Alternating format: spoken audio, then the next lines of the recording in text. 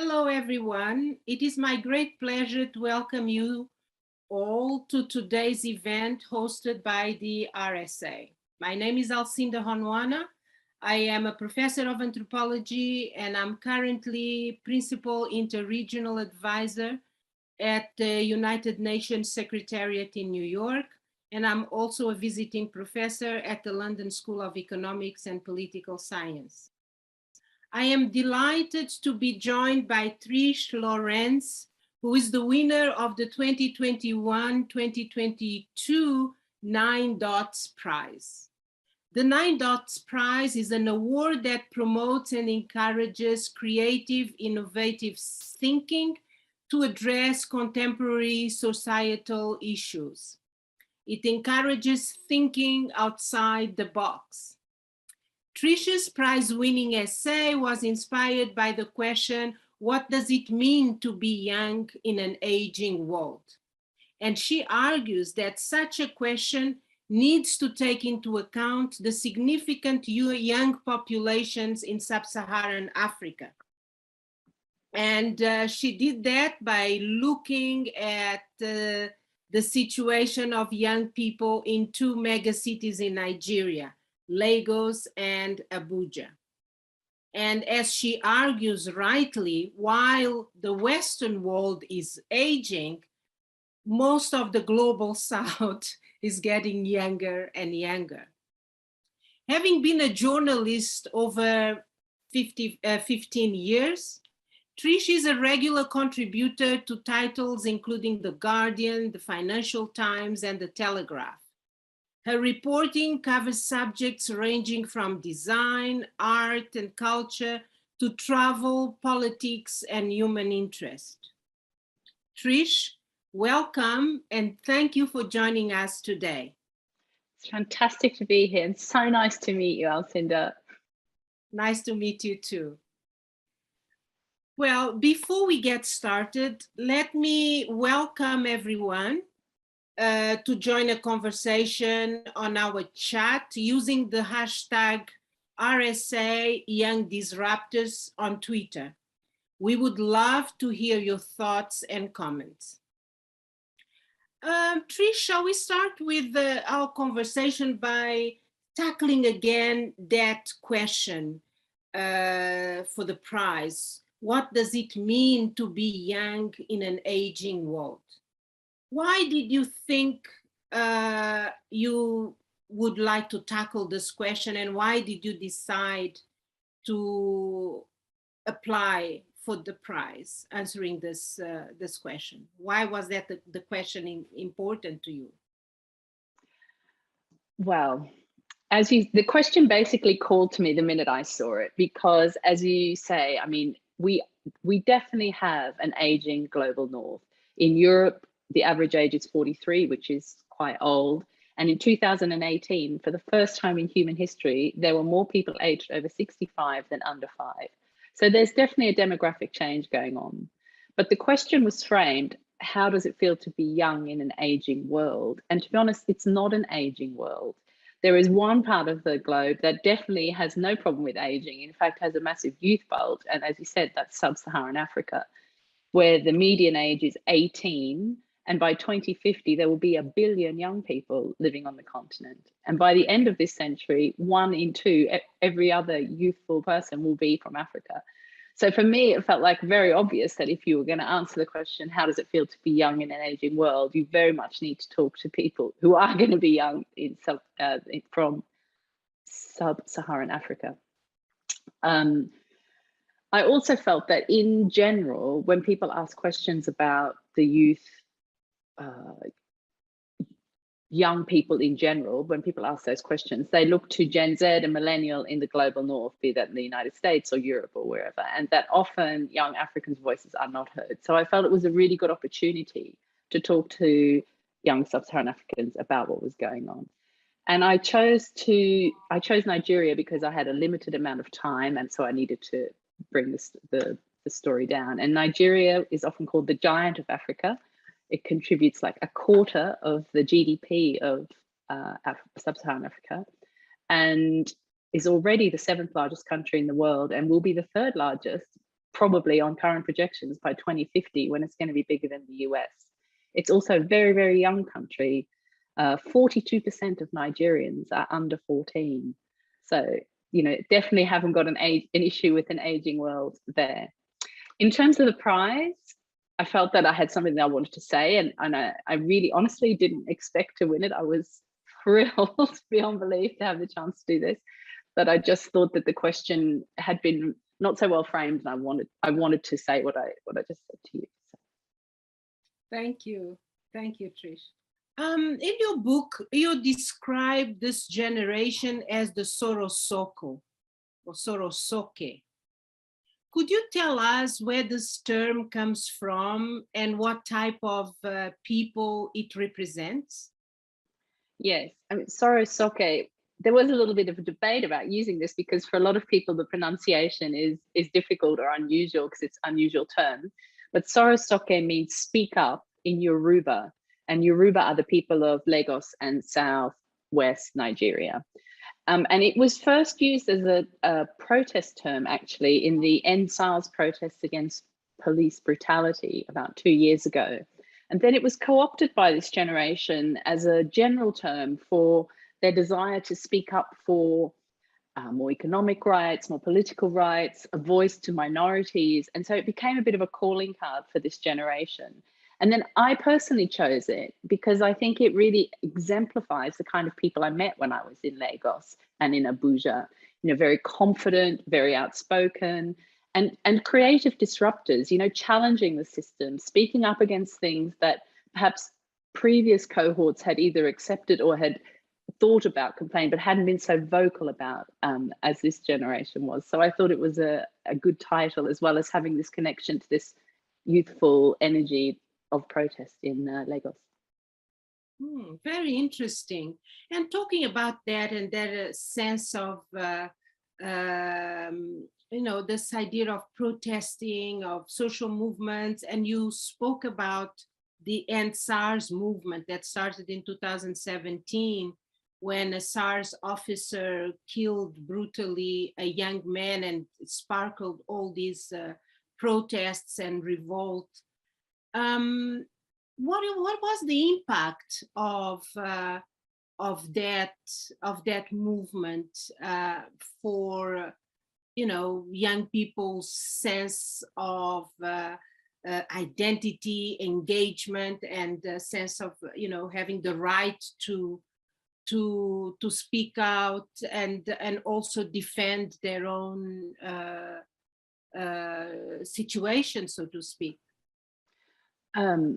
I think it was really, really a pivotal movement, particularly for the younger members of this cohort, so those under 25, who were the prime movers behind End SARS. I mean, for people listening who might not know, SARS is the Special Anti-Robbery Squad, and they're a police unit in Lagos particularly, but I think there was issues with police brutality across the country, who have become known for being very corrupt and targeting young people and robbing them and, as you say, killing them. I think the movement started in 2017, but then it really took off in 2020, again on the death of somebody else. And what it did, I think, for the first time for this generation, was it mobilized really the entire generation, because everyone I spoke to, whether they were male or female, middle class, working class, whatever, had a negative experience with the police, all of these younger under 25. So it mobilized this whole generation together. They came to the streets, they saw their power in terms of the sheer numbers, in terms of the fact that they were speaking up against this. They felt, they really truly believed they could affect some change here. And I think it was the first proper moment of political engagement for many of these younger cohort as well. Unfortunately, the movement was ended quite violently. There was a shooting, the army turned up, people died, there was a shooting, and it came off the streets. And there is now some debate about how that movement can continue as not a moment, but a movement, if you know, how they can bring this forward into a more longer term political engagement. It's a very social media driven movement, which I think is also interesting and is perhaps something that's reflected in other parts of Sub-Saharan Africa also. But you know, I think. Yes, yes. No, that's very interesting. But tell me more about the young people you met when you were in Abuja and in Lagos. What kinds of young people did you talk to? What were their main challenges, not just political, but also socioeconomic? Could you tell us a little bit more about? Yes, I mean, I think I met really a diverse, I've spoke to probably more than 50 young people in both cities. And I specifically actually spoke to people in cities rather than in the countryside, because so much of Sub-Saharan Africa is urbanized now. You know, there's this perception that it's still an agrarian society, but in fact, more than 50% of people live in cities. There are 75 cities with more than 1 million people in it, which is the equivalent of all the cities in Europe and the US of the same size combined. And Lagos, which has 22 million people, is this mega metropolis. It will potentially be the largest city in the world by 2050, because Tokyo's numbers are coming down. So to focus, that's why I focused on this urban cohort rather than perhaps the more rural cohort. And I spoke with people across all sorts of experiences, from very successful entrepreneurs to filmmakers and artists, to activists, to waitresses and hairdressers. I mean, really everyone. And I would say everyone has a different experience, but perhaps the two biggest things that came out really was, the first was the transformative effect of technology on this cohort. They are the first generation to have full-throated access to mobile technology and the internet, even as little as 12 years ago. In 2010, I think internet penetration in Sub-Saharan Africa was around 5%. Now in Kenya, it's 85%, and in Nigeria, close to 80%. And I love all these statistics, I keep throwing them out, but there was a statistic that the 77% of Sub-Saharan Africans have a SIM card. And, you know, mobile phones have changed the way people, they can bank through mobile apps. In fact, they're world leaders at mobile financial products. So half of all mobile accounts are in Sub-Saharan Africa. And they health delivery through mobile phones, education delivery through mobile phones, and young people are starting businesses on Instagram. They're, you know, combining together on social media like Twitter. For me, that was the thing that came out. And what they've always said to me was, technology is freedom. We are no longer bound by where we were born. We have access to everything that everybody else has, whether that's education, whether that's employment opportunities, whether that's just conversational opportunities among each other and with the West. So for me, that was one of the biggest things that really came out of my conversations with them. Very interesting.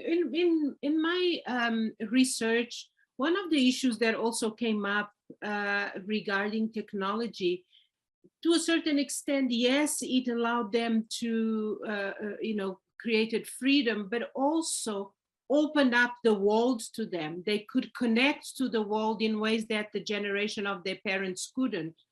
But in doing so, it also exposed in a greater way the limitations of their daily life, being it in the outskirts of the city or in the small villages, whatever, and it made them want a lot more. And some of that is behind, you know, ideas of migration to mega cities, migration to outside the country, to other countries in the continent, and probably last, migration to Europe. Although, you know, especially the media sensation is around the boats that go across the Mediterranean, the majority of Africans migrate within the continent. Absolutely. And so what is the link between the you know, technology, social media, and the way people move, you know, young people especially, move for more opportunities, for better pastures? I didn't really talk to anyone who specifically talked to me about how social media encouraged them to move, but it definitely brought up an awareness of things that were not working, be that politically. And so, for example, quite a few young people in Lagos referenced Black Lives Matter and said, you know, we saw that, therefore we felt we could do end SARS. Not that we couldn't before, but it inspired us to say, yes, we have this same power. So there was that. And then some of the older of this cohort, the ones already in their 30s, said to me, you know, the young ones today, they want everything immediately. They want it fast. They just want to go on Instagram and look good, which is probably this idea you're talking about. But I think that's probably something that, you know, older generations say about Gen Z in the West as well. You know, I think we just relate a little bit differently to technology than the younger ones. In terms of migration, it's interesting because the people who spoke to me about migration were really the highest educated and the ones who had the greatest ability to either afford to pay for the visas or to be able to get student visas and travel in that way. And I mean, I want to talk really about the continent, not about the diaspora, but the Nigerian diaspora is amazing. It is one of the most highly educated diasporas. In the US, there's 375,000 Nigerians and 62% of them have at least a bachelor degree compared to 30% of the population of America. So they're extremely well educated. They send a lot of money back, more remittances from diaspora than oil and gas. I still can't believe that's literally, wow. Yeah, wow, exactly. And they're also culturally very important. I think they act as cultural ambassadors for so this idea of immigrants in boats, it's a little bit not really true. Exactly. And tell me more about the entrepreneurs. What are the main challenges? What is it? What makes, you know, them succeed, and what are the barriers that they're facing? Those who succeed, you know, what is it that they do that could help others? Well, I mean, the barriers are pretty significant actually to entrepreneurial success, both regulatory on the ground, but also, I mean, you know, Lagos and particularly Lagos has still issues with infrastructure. Your electricity can fall out any time. The water's unreliable. Security has to be provided for. I was talking to a chef there. His name is Michael. He's got a restaurant. He has to train all his staff because there's no culinary school. He provides accommodation for them because it's dangerous for them to travel home at night. And he said, you know, just to get the business off the ground, people in the global north don't understand the amount of things we have to provide beyond just succeeding in the business. You know, there is this, you have to have an exceptional drive, I think, with the successful entrepreneurs in Nigeria, but probably everywhere, but it's particularly in Nigeria, to overcome these barriers that we take for granted. We just flick the light on and it works, and they have to have generators. And so there are definite barriers to successful entrepreneurs, but the ones who are successful have a couple of things in common. The first is they look at the problems that they're facing and use them as a basis for their business. I spoke with one entrepreneur, very, very successful tech entrepreneur. His name is Ian. He's in his 30s, and he started a business called Andela because he saw that there were many, many talented young Nigerians unemployed. The unemployment rate is still quite high. And he created a platform that enabled these people to bid for work abroad in the US or Europe or the UK and get paid in dollars or euros or pounds. And obviously Andela takes a proportion, you know, gets a commission from that. So these people not only got work, they got paid much more than they would have been paid working in a local market. And his business is thriving. And what he said to me was, the successful entrepreneurs are the ones who see the problems that we're facing and see it as an opportunity, to not just make money for ourselves, but to help other people grow with us. And I found that coming through with so many people I spoke with. You know, they would say, another lady I spoke with who's a designer, she says, I don't want to win alone. I want other people to win with me. And she launched a design training course to bring women into design, which she offers for free. And she's trained 3,000 young women to come over the last 3 years to do, you know, to enter the design industry. And there's really this sense of we're all in this together, and if we work at, no one else will solve the problem for us, but if we put our minds to it, if we put our talent to it, we can resolve it. It's very inspiring. Very, very indeed. And for those young people who don't have startup money, who don't have, are there any entrepreneurship schemes? Do they work? Did you come across any of those? I mean, it's difficult accessing funding for everyone, I think. The guy, Ian, who founded Andela, he's now founded Future Africa, which is a funding program designed to fund early stage startups. He raises capital across the continent. He wants African investors to support African businesses because he thinks they understand better the on the ground challenges. And he said, how can you start a business when you need to have enough money to succeed in the business, enough money to pay your rent? And we live in a country where that is not always so easy. So it is definitely a challenge. Many people start small. In fact, a lot of people start on Instagram because the costs are very, very low. And it's actually a really good, almost everyone who runs a little side hustle has an Instagram side hustle. So there are ways around it, but yes, obviously the people who are the poorest struggle the most. Yeah. And when you talk about them, you also talk about the importance of technology, particularly mobile technology and Instagram, as you just mentioned, that is driving this change. It's very, very interesting. Yeah. So how is the booming investment in tech, in the tech industry, kind of changing that landscape? Could you kind of in a timeline, is there do you see that difference in the past 5 years? People talk about things were different before and now, and how do people see envisage the future? What sense did you get from the conversations with them? Promising? Actually, the government is definitely noticing it. The governor of Lagos calls technology the new oil for the potential that it has for jobs in particular, and for income generation for this younger generation. Young people themselves are really who work in the tech industry told me that they consider it's freedom, because this is an industry that is free from the nepotism and you have to know someone approach to getting a job. It's a much more of a meritocracy. If you know what you're doing, if you're good at what you're doing, you're going to get a job. Whereas in other, often in the past, very talented young people would look for jobs in government, oil and gas, and that was often very nepotistic, is what they told me. So they feel that this offers them a freedom to direct their own future.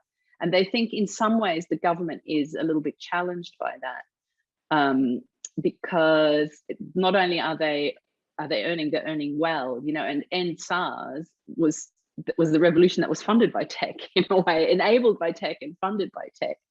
And a couple of the people who worked in it said to me that although the government is aware of its potential and is investing in tech hubs in Lagos and in other parts, in other cities in Nigeria as well, they are also a little bit threatened by the advantages it offers, both in terms of communication and in terms of raising people's income and expectations.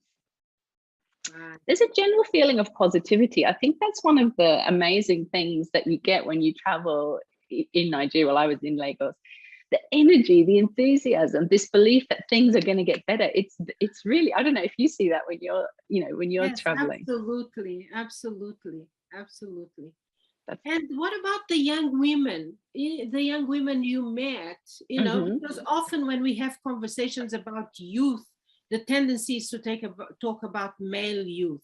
And there is one reference here or there about young women. But tell me more about the young women you met and what they do, how are they engaged? What are the challenges they face, if anything specific? I think Nigeria is still a very patriarchal society. There are expectations about what women's roles are in the home and in the workplace. But young women, and again, those under 25, more so perhaps than those over 30, are really pushing against this now. They're being brought up by parents who also are not as traditional as perhaps their grandparents were. And so they're having greater expectations of what's available. And this speak up attitude definitely comes into it in terms of gender equality. One really interesting lady I met Odunayu, she founded a business called PiggyVest, which is the biggest online banking, or one of the biggest online banking services in Nigeria, when she was 23. She's 28 now.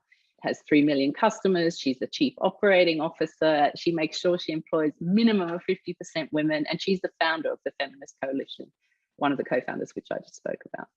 And she said to me, you know, I went into tech, which is not a women's industry. I run the business, which is not a woman's job. I founded Feminist Coalition because I want to talk to women about money and power and opportunity. And I found her representative of the kind of like, we got this attitude that a lot of young women definitely had. And I think young men are more on board with that too. You know, it's starting to break down. I spoke to filmmakers who were trying to represent women differently in films, and in general, I think there's a real awareness of that coming through. So yeah. Well, anything? Go ahead, Trish. Go ahead. Please go ahead. You were finishing a sentence or something. No, I was just going to say, but I don't think it's a smooth and simple and easy path. You know, there are still expectations that you will get married and have children and stop working, but people are starting to challenge that now. Yeah. Anything else you would like to share before we bring this to a close? I would love to continue this fantastic, you know, conversation, but I'm afraid, you know, the time is short. But any final comment you would like to make?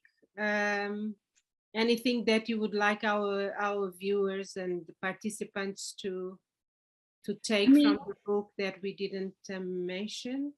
I think we've really covered it. I think the thing that I took from it that inspired me so much was the positivity and the energy and the kind of can-do energy that's there. You know, that almost everyone I spoke to said, you know, we have a lot of problems and no one is coming to fix them. We are going to have to fix them, and they're ready to fix them. You know, taking steps, very engaged in, you know, in lots of ways in trying to build the country that they want. Was such an inspiring trip. I enjoyed it so much, and the people are wonderful that I met were wonderful. So yeah. Thank you so much, Trish. It was a pleasure talking to you, and thanks everyone for joining us today and watching this conversation. If you'd like to know more about this prize-winning book and know more about the young disruptors that Trish spoke to and interviewed in Nigeria, please look out for the book that is coming out on the 26th of May, published by Cambridge University Press.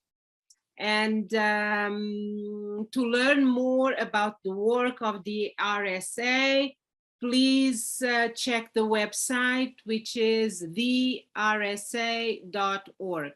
And thank you all for watching. Until next time. Bye.